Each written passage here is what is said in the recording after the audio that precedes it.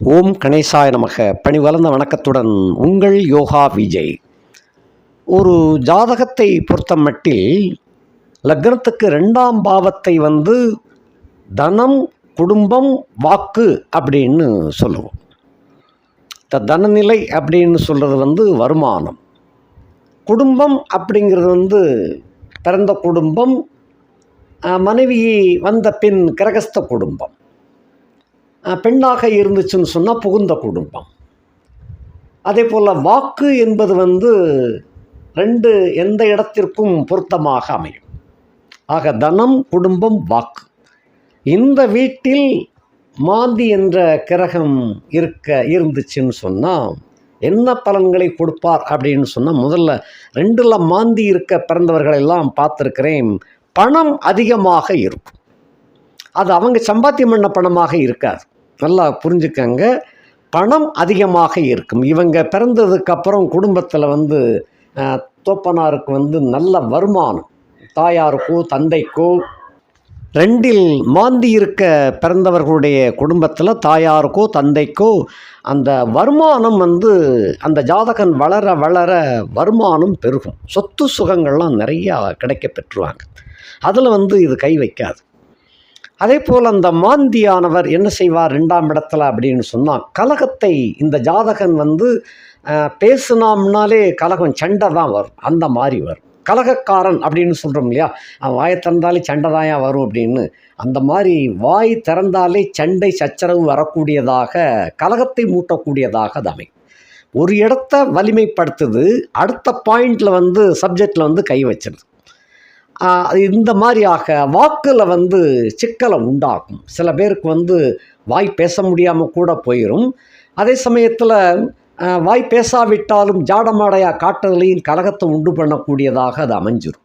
ஆக வாக்கு என்பதை ஏதோ ஒரு வகையில் அது கெடுத்துக்கொண்டே இருக்கும். இது போக அந்த தனம், குடும்பம், வாக்கு, அந்த குடும்பத்தை பொறுத்த மட்டில் செல்வம் இருக்குமே தவிர நிம்மதி ரொம்ப கம்மியாயிரும். ஜாதகன் வளர வளர வளர வளர சம்பாத்தியம் கூடிக்கிட்டு போகுமே தவிர நிம்மதி என்பது குறைந்து கொண்டே வரும்.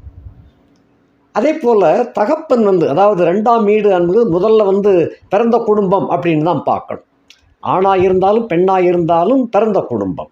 ஆணாக இருந்து திருமணமான பின் ஏற்படக்கூடிய கிரகஸ்த குடும்பம், அதாவது குடும்பஸ்தன் அப்படின்னு ஆனதுக்கப்புறம் தன் குடும்பம், அதாவது பிறந்த குடும்பம் அடுத்து தன் குடும்பம் அப்படி கூட வச்சுக்கலாம்.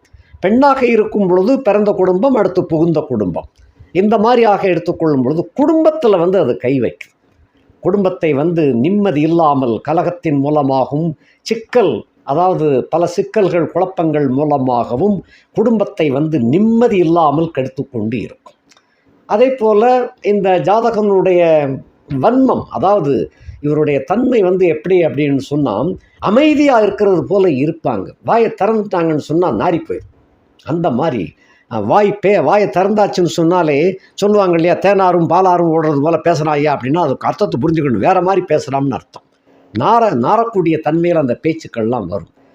கடும் குழப்பத்தையும் சண்டையும் உண்டு பண்ணக்கூடிய வகையில் தான் அந்த அவனுடைய வாக்கு மண்டலம் அப்படி அமைஞ்சிருக்கும். இதுதான். அதே போல் கல்வியை கொஞ்சம் கெடுத்துரும். கல்வி இப்போ காலேஜ் படிச்சுக்கிட்டு இருக்கான் பையன் அப்படின்னு சொன்னால் நிறைய அரியர்ஸு கிடக்கும். அந்த மாதிரி தான் இருக்கும். அரியர்ஸ் எல்லாம் இருந்து தான் வெளியே வருவார். அது அரியர்ஸையும் பூர்த்தி பண்ண மாட்டார். சோம்பல் தன்மையும் அதிகமாக இருக்கும். அதே போல் காழ்ப்புணர்ச்சி என்பது கடுமையாகவே இருக்கும். காழ்ப்புணர்ச்சி அப்படிங்கிறது என்ன அப்படின்னு சொன்னால், பிறருடைய சந்தோஷத்தை கண்டு பொறுக்க முடியாத தன்மையை அவனுக்கு கொடுக்கும். அதை வெளியே காட்டாமல் தான் அந்த பேச்சு வார்த்தைகளில் கடுக்குன்னு சொல்லக்கூடிய வார்த்தைகள், தூஷணமான வார்த்தைகள், இதெல்லாம் சர்வசாதாரணமாக வந்துடும். அதே போல் அந்த உறவுகள் அப்படின்னு சொல்லக்கூடிய வகையில், இப்போ ஒருத்தருக்கு கல்யாணம் பண்ண பையனை பார்த்தோம்னு சொன்னால், திருமணமான பையன் மனைவியினுடைய அத்தை, அதாவது மனைவியினுடைய தோப்பனார் கூட பிறந்தவள் அப்படின்னு எடுத்துக்கிடுவோமே, அப்படி அந்த மாதிரி தான் வரும் அத்தைங்கிறது. அந்த அத்தையும் இவனும் அந்த தவறான உறவுகளை மேற்கொள்ளக்கூடியதாக சில சமயங்களில் சிக்கலில் மாட்டிக்கிடும். இது வேறு யாரும் சந்தேகப்பட மாட்டாங்க. ஏன்னு சொன்னால், மனைவிக்கு அத்தையாக வரக்கூடியது ஜாதகனுக்கு சித்தி முறை தான் வரும். சித்தியவே அந்த மாதிரி பண்ணக்கூடிய ஒழுக்கம் தவறி அதை புணரக்கூடிய ஒரு வாய்ப்பாக அது வந்துவிடும். கடைசியில் அந்த 2 பேருக்குமே சண்டையும் சச்சரவும் குழப்பங்களும் ஏற்பட்டு செய்வினை செயற்பாட்டு வினைகளுக்கு அளவுக்கு போயிடும். இந்த மாதிரியெல்லாம் வந்துடும். இதெல்லாம் கிட்டத்தட்ட மாந்தி நின்ற கிரகம் என்ன சாராதிபதியாக என்ன சாரத்தில் இருக்கிறாரோ அந்த சாராதிபதியின் கிரகம் தசை வரும் பொழுது அமோகமாக இதெல்லாம் கடுமையாக வேலை பார்க்கும். மனுஷனை நிம்மதி இல்லாமல் இழக்க வச்சிடும். அதே போல் மனைவியை விட்டு பிரிய வச்சிடும். மனைவி தனியாக வாழ்க்கையை நடத்திக்கிட்டு இருப்பான், இவர் தனியாக வாழ்க்கையை நடத்திக்கிட்டு இருப்பார். கொஞ்ச காலம் கழித்து மனைவி தனியாக இன்னொரு கணவனை கட்டிக்கிடுவா, இவனும் இன்னொரு பெண்ணையும் கட்டிக்கிடக்கூடிய வாழ்க்கையாக அது அமைஞ்சிரும். ஆனாலும் இந்த 2ல் மாந்தி அமைந்தவருடைய வாழ்க்கை குடும்ப வாழ்க்கை நிம்மதி இல்லாமல் தவிக்கக்கூடியதாகவே அமைந்துவிடும். அந்த சாராதிபதி கிரகம் தசை வந்துருச்சு அப்படின்னு சொன்னால் அந்த தசை முழுவதும் கெடுத்து கொண்டிரும். ஒரு உதாரணமாக சாராதிபதி நின்ற கிரகம் என்ன சாரத்தை வாங்கியிருக்கோ அந்த சாராதிபதி கிரகம் அல்லது அதே சாரத்தை வாங்கிய இன்னொரு கிரகம் தசை நடத்தி கொண்டு இருக்குதுன்னு வைப்போமே, அந்த மாதிரி இருந்துச்சுன்னா, உதாரணமாக துலா லக்கணத்தில் ஒருத்தன் பிறந்திருக்கிறாரு, கேட்டை நட்சத்திரத்தில் மாந்தி இருக்குது, அதே கேட்டையில் சுக்கிரன் லக்னேசனும் இருக்கிறாருன்னு சொன்னால் அந்த சுக்கிர தசை வரும் பொழுது படாத பாடு படுத்தும். ஏன்னா நம்ம பார்ப்போம், ஐயா லக்னேசன் தசை தானே நடக்கு, 1 8 குடையவனாக இருந்தாலும் லக்னேசன் தசை, அதுவும் 2ல் சுக்கிரன் உட்கார்ந்துருக்கிறாரு, மிக யோகமாக இருக்குமே அப்படின்னு தான் நம்ம ஜோதிடர்கள் எல்லாம் எல்லாமே சொல்ல வேண்டியிருக்கும். அந்த செல்வம் செல்வாக்கு இருக்கும், மதிப்பு மரியாதை, அதாவது இன்றைய காலகட்டத்தில் கலியுகத்தில் செல்வம் தான் பெருசு. அவருடைய திறமையெல்லாம் இப்போ எல்லாம் மதிப்பு கிடையாது. பணம் எக்கச்சக்கமாக இருக்குதா, அவர் பெரிய இடத்து பிள்ளையா அப்படின்ட்டுருவாங்க. அந்த பெரிய இடத்து பிள்ளை, அப்போ பணம் இருக்கும், மரியாதை இருக்கும். இங்கே என்ன அப்படின்னு சொன்னால் அந்த குடும்பத்தில் நிம்மதி என்பது காணாமலே போயிடும். இந்த சுக்கிரதசை வந்துச்சுன்னு சொன்னால் 20 வருஷமும் போட்டு பிராண்டி எடுத்துரும். அந்த மாதிரியாக வாழ்க்கை நரக வேதனையாக ஆக்கிவிடும். குடும்பம் எந்த பொண்ணு வந்தாலும் தங்க மாட்டா, அந்த மாதிரி வேற போயிடும். ஆக இப்படிப்பட்டவருடைய வாழ்க்கையில் மாந்திக்குண்டான சிறந்த பரிகாரமாக, அதாவது பரிகாரம் என்பது அர்ச்சனையோடு மட்டுமல்ல, அதையும் தாண்டி போன ஜென்மத்தில் அவங்க என்ன பண்ணினாங்க, அந்த பண்ணியதனுடைய இவங்களால் பாதிக்கப்பட்ட ஆன்மாக்கள் எவ்வளவு வேதனையில் துடிச்சிருப்பாங்க, அந்த ஆன்மாக்களுக்கு என்ன செய்ய வேண்டுமோ அதை பிரசனத்தின் மூலமாக பார்த்து அந்த ஆன்மாக்களை சாந்தியடைய செய்தால்தான் இவனுடைய குடும்பம் உருப்படும். அப்படி சாந்தி அடைய செய்யவில்லை என்றால் கடைசி வரைக்கும் பிளப்பு நாரக்கூடியதாகவே அமைஞ்சு எல்லாம் இருக்கும். ஒரு அனுபவிக்கிறதுக்கு ஒரு பெண்ணு கிடைக்க மாட்டான், அந்த மாதிரி போயிடும். எத்தனை பெண் வந்தாலும் தங்க மாட்டான். அந்த மாதிரி ஆக ஜாதகன் வெறித்தனமாக அலைய வேண்டிய சூழ்நிலை. இனம் புரியாத, அதாவது அந்த பெண்களை அனுபவிக்கக்கூடியதை கண்ட பெண்களை எல்லாம் அனுபவிக்கக்கூடிய ஒரு வாய்ப்பாக அதை மாற்றிவிடும். குறிப்பாக விதவை பெண்களை ரொம்ப நோட் பண்ணுவாங்க. விதவை பெண்கள் தன்னை விட வயது மூத்த பெண்கள்கிட்ட இவங்களுடைய விந்துகள் அதிகமாக செலவழிக்கப்பட்டு உடல் நலம் கடுமையாக பாதிக்கப்படக்கூடியதாக அது அமைஞ்சிடும். அதே சுக்கிரதசையில் அந்த ஜாதகனுக்கு கடும் போராட்டமாகவே அமையக்கூடியதாக கொண்டு சேர்த்துரும். ஆக எப்பயுமே இந்த மாதிரி ஜாதகங்கள்லாம் அமைஞ்சிருந்துச்சு அப்படின்னு சொன்னால், இது போக பாதகாதிபதியினுடைய சாரத்தையும் அந்த மாந்தி வாங்கிடக்கூடாது. பாதகாதிபதி, அதாவது பாதகாதிபதி என்பது சரலக்கணத்திற்கு பாதகாதிபதி 11ஆம் இடத்துக்காரன் சாரம். ஸ்திரலக்கணத்திற்கு பாதகாதிபதி அப்படின்னு எடுத்தோம்னா 9ஆம் இடத்துக்குரியவனுடைய சாரம். உபயலக்கணத்திற்கு 7ஆம் இடத்துக்காரனுடைய சார். இந்த மாதிரி எல்லாம் அமைஞ்சிருச்சு அப்படின்னு சொன்னால் அந்த பாவத்தை கடுமையாக பாதிப்பதோடு அங்கே சிக்கல்களையும் உருவாக்கி அந்த சிக்கலிருந்து மீள முடியாத தன்மையையும் கொண்டு சேர்த்துவிடும்.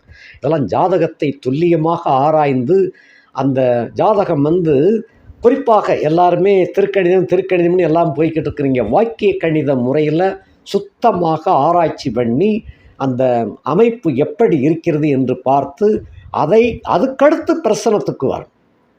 அது இல்லாமல் பிரசனத்துக்கு போயிடக்கூடாது. அங்கே சுத்தபத்தமாக கணிக்கப்பட்டு அதன் பின் பிரசனத்துக்கு போனோம்னா பிரசனத்தின் மூலமாக அந்த ஆன்மாக்கள் எப்படியெல்லாம் பாதிக்கப்பட்டாங்க அப்படிங்கிறது அதில் வந்துடும்.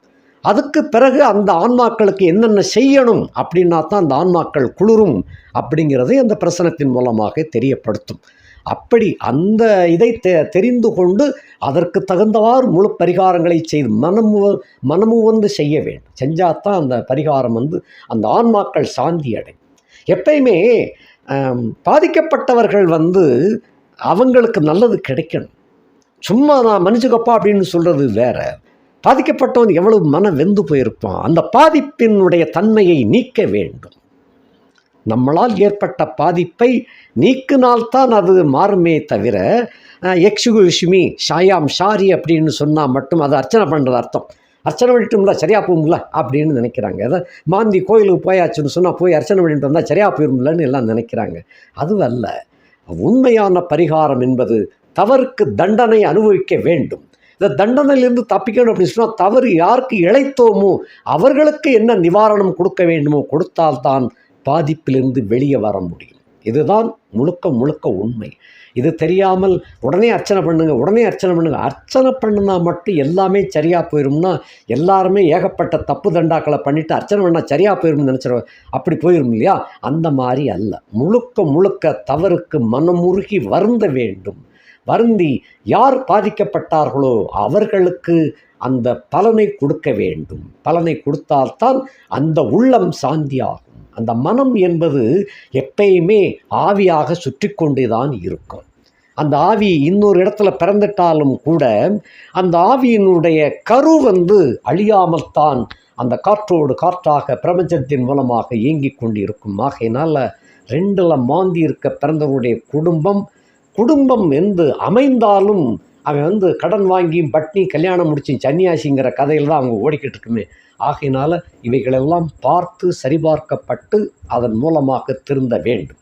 இந்த இடத்தில் குருவின் பார்வை இருந்தால் என்ன லக்னமானாலும் பரவாயில்லை, குருவின் பார்வை இருந்தால் அங்கே ஆட்டோமேட்டிக்காக அந்த பரிகாரங்கள் அவராகவே செய்யக்கூடிய ஒரு வாய்ப்பு தேடி வந்து. அப்பையும் கூட என்ன சொல்கிறேன்னா, குருவின் பார்வை இருந்துச்சுன்னா ஒன்றும் செய்யாதுன்னு சொல்ல வரல. அவங்களுக்கு எதேச்சையாகவே அந்த ஆவிகள் வேறு ஒரு உருவமாக ஒரு ரூபத்தில் யாரோ யாஜகம் வாங்குவதன் மூலமாகவோ அல்லது சந்தர்ப்ப வசத்தின் மூலமாகவோ சில செயல்களை இவங்க செய்து அதன் மூலமாக அந்த பாவத்தை கழிக்கக்கூடிய சந்தர்ப்பம் தேடி வந்துவிடும். அப்படித்தான் அந்த கணக்கு தீர்மே தவிர எந்த கணக்கும் தீர்க்காமல் பாவம் மன்னிப்பு கிடைக்காது. ஆகையினால் மாந்தி என்பது சாதாரண விஷயம் அல்ல. மாந்தி என்பது கெடுப்பவன் மட்டும் அப்படின்னு நினைக்கப்படாது, அவனை கொடுப்பவனும் ஆகின்றான். 2ஆம் இடத்தில் சுத்தபத்தமாக இருந்தால், அதாவது மாந்தி என்பவன் 2ஆம் இடத்துல இருக்கும் பொழுது அவனுடைய பாகை அதாவது ராசி மண்டலத்தில் மிருத்யு பாகை அப்படின்னு தனியாக வரும். ராசியினுடைய மிருத்யு பாகைன்னு வரும். அதை கடந்து இருந்துச்சுன்னு சொன்னால் எந்த விதமான கோளாறும் அவர் செய்ய மாட்டார். அதே போல் குடும்பத்தில் மேன்மையை உண்டாக்குவார். கலகத்திற்கு பதிலாக சுறுசுறுப்பையும் சந்தோஷத்தையும் மகிழ்ச்சியையும் தாண்டவமடைய செய்வார். வாக்கு சுத்தமாக இருக்கும். பேசுகிற பேச்சு இவர் எப்படா பேசுவார்னு எல்லாரும் காத்து கொண்டிருக்கக்கூடிய ஒரு வாய்ப்பையும் அது அள்ளித்தரும். ஒரு வார்த்தை பேசினாலும் நல்ல சத்திய வாக்காக பேசினார்ப்பா அப்படின்னு சொல்லுவாங்க. இவங்ககிட்ட பஞ்சாயத்து கேட்கறதுக்காக நிறைய பேர் வருவாங்க. அப்படியே அந்த மாந்தி அதனுடைய தன்மையை நிலைத்து காட்டக்கூடிய தன்மையை செய்வார். நிறைய பேர் அந்த காலத்தில் பஞ்சாயத்து பிரசிடெண்ட்டாக பஞ்சாயத்து தலைவர்களாக இருந்தவங்களுக்கெல்லாம் வாக்குஸ்தானத்தில் பார்க்கும்போது மாந்தி இருந்திருக்கிறாரு.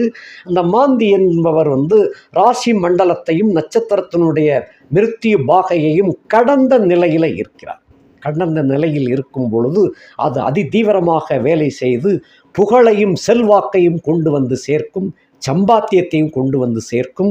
நீதி நியாயங்களுக்கு கட்டுப்பட வைக்கக்கூடியதாக அது அமையும். ஆக தனம் குடும்பம் வாக்கு மிகச்சிறப்பாக வழங்கக்கூடியதையும் இந்த மாந்தி என்ற கிரகம் செய்வார். ஆகையினாலே எந்த நிலையில் எப்படி இருக்கிறார் என்பதை பார்த்து அதற்கு தகுந்தவாறு நாம் நடவடிக்கை எடுத்தால் மாந்தி மிகச்சிறப்பாக செயல்படுவார். நன்றி, வணக்கம்.